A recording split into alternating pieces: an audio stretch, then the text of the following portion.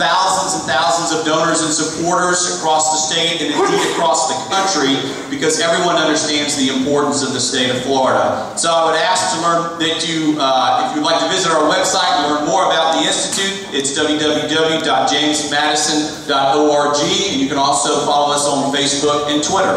Thank you again for coming out on this rainy night, and let's begin the debate.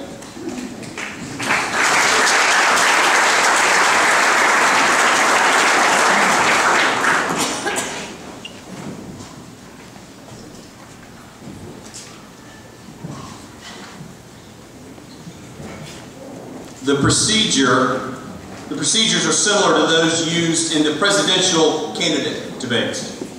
We begin with a 2-minute opening statement by each candidate, with the first to go having been randomly selected. Then we move to questions and answers, beginning again with a candidate randomly selected. That candidate will have 90 seconds for the first 5 questions to answer, and we will rotate those questions across the stage. And then with the second 5 questions, each candidate will have 1 minute to respond. The light bar to my right, to the candidate's left, indicates the amount of time remaining. When it gets to yellow, you will need to move towards your conclusion, because as it gets to red, we will ask you to finish and close your answer. At varying points throughout the evening, I will, as moderator, ask candidates to express how they may or may not feel about another candidate's opinion or answer on the stage, at which point you will have 30 seconds to respond to that. And finally, at varying points throughout the evening, I will take a question or 2 or 3 or 4 from the audience, as have been previously submitted before we began tonight. We begin with opening statements, and we begin with the opening statement by David Scholl. Begin, Mr. Scholl. We have 2 minutes? You have 2 minutes, yes, sir. Appreciate you folks being here tonight. And I want to thank the Women's League of Voters for hosting this event. And I appreciate all of you braving the level 4 code red thunderstorm and making your way here, so I appreciate that. But I'm David Scholl. I was born in Honolulu, Hawaii. My father was career enlisted in the Air Force. We moved shortly thereafter to Andrews Air Force Base, Maryland, and I grew up in Alexandria, Virginia. My father was a flight engineer on the crew of Air Force One. And growing up as a kid, work was part of our lifestyle. My mother worked the morning shift at the Krispy Kreme donut shop. And enlisted folks didn't make a lot of money back in the 60s. So my mom used to take us on nearby field trips. We'd go stroll the grounds of Mount Vernon. We'd tour 1st and 2nd battlefields of Manassas. We'd make our way up to Gettysburg. We spent a lot of weekends at the Smithsonian, especially the U.S. History Museum. Early on, I was impressed with the greatness of this country and the sacrifice that made our lifestyles possible so that we could live free and enjoy our liberty. So much so that I wanted to follow in the family footsteps. I felt it was my duty to serve this country. My grandfather served in World War I, my 2 uncles in the Pacific in World War II, and my father in Korea and Vietnam. Following in his footsteps, I applied to the Air Force Academy. I graduated in 1981, and I started a 28-year career in the Air Force. Just retired June of last year as a Lieutenant Colonel, and the highlight being flying F-15s at Eglin Air Force Base. You know, we're very lucky for the country we live in. It's exceptional. So much so that I disagree with our president. This is a truly exceptional nation. It's based on liberty and freedom. And that's why you're here tonight. It's a thread that runs through each of us. It's a love of country. And we know that if we don't stand up for our liberty and our freedom, we'll see it eroded day by day. So I appreciate you folks being here. I appreciate you taking the time to listen. I would love to have your vote on August 24th. Ms. Olsner, you have 2 minutes for your opening statement. Ladies and gentlemen, nice to see you here. I haven't met everyone, but thank you for having us. I think that we are in perilous times in this country. I think the issues that we face are complex. They are not simple. And I'm in this race because I believe we need people who have experience handling complex issues. I think we all want the answers to be simple. Wouldn't we like to have some simple answer to our economy or our national security?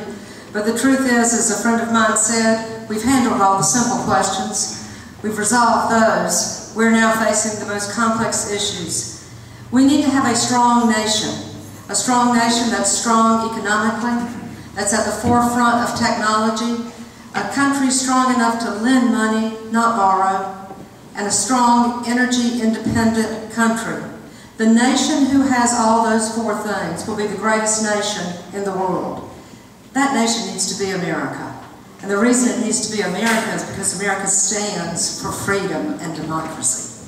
We need to enact legislation that will strengthen our country in these areas.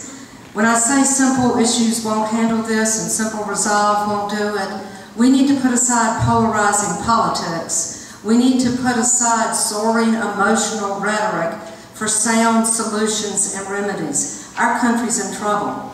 I'm a lawyer with 26 years experience. I'm used to fighting for people's rights and liberties under the authority of law. And I'm here to tell you, ladies and gentlemen, that if we don't fight under the authority of law, we will end up being ruled by general opinion. And that, unfortunately, is the beginning of anarchy. We have the greatest nation in the world, the greatest country in the world, and we need to have a game change right now on the way that we elect people as to whether they're qualified for the job and equipped for the task that we face. It's not enough to just send a Republican to Washington, although we know that would be nice. We have an opportunity to send someone to Washington who can handle those complex issues. Thank you, Ms. Holster. I look forward to answering your questions tonight. Thank you. Thank you very much. Mr. Sutherland, you have 2 minutes.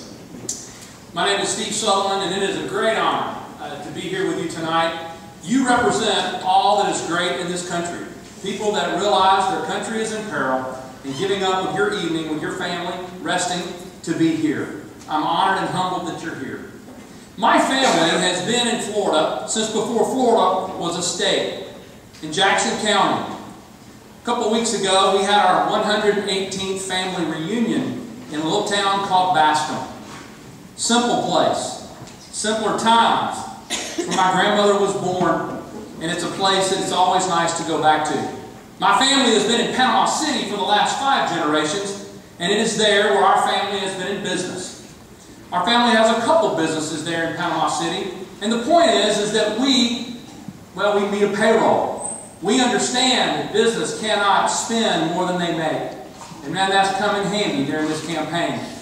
It's a great honor to have you here tonight to hear us talk about not just the problems, but hopefully the solutions that face this great nation. But I want to make sure that as we debate and as we talk, that it is always under the backdrop, in front of the backdrop that says this is the greatest nation that the world has ever known. We always talk about the problems, but unfortunately we rarely talk about our assets. What's important? What's great about this nation? Well, you are. Thank you for being here. My family, as I mentioned, had been in Panama City for such a long time. It's where I met my wife. We have 4 daughters, so I live with 5 women. That's where I learned how to debate.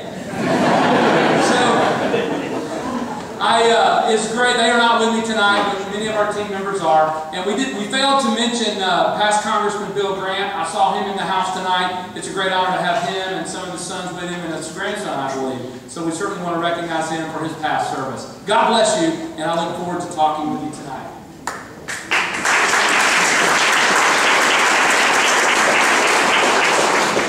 Mr. Henry, you have 2 minutes for your opening statement. I want to thank all of y'all for coming out tonight and braving the weather. This is a very important event.